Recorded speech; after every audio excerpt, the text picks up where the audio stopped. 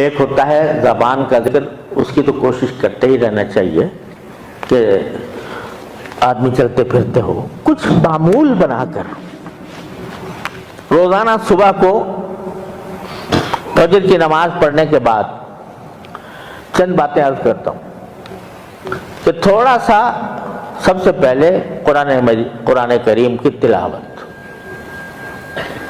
اس کے بغیر کوئی دن خالی نہیں ہونا چاہیے۔ سب سے پہلے قرآن کریم کی تلاوت، ایک پارہ ہو، آدھا پارہ ہو، میں کہتا ہوں پاؤ پارہ ہی ہو، لیکن کچھ نہ کچھ تلاوت ہو، اس کے بغیر آدمی باہر نہ نکلے، کوئی کام نہ کرے جب تک تلاوت نہ کر لے۔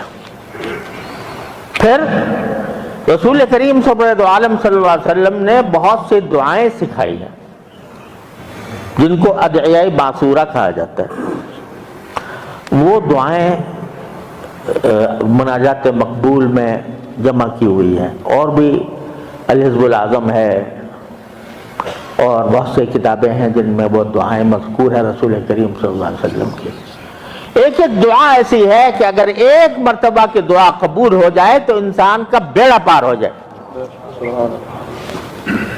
اس کا معمول ہو جائے۔ مناجات مقبول کی ایک منزل 5 منٹ لگتے ہیں، 5-7 منٹ پڑھنے میں، اور پھر کچھ تسبیحات، سبحان اللہ بحمدہ، سبحان اللہ العظیم 100 مرتبہ، سبحان اللہ والحمدللہ ولا الہ الا اللہ واللہ اکبر،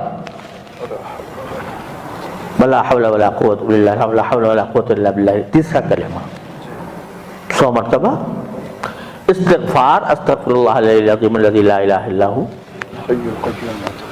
یہ 100 مرتبہ، اور درود شریف 100 مرتبہ۔ اس سارے کام میں اگر دیکھا جائے تو 25 منٹ 30 منٹ، زیادہ زیادہ آدھا گھنٹہ لگتا ہے۔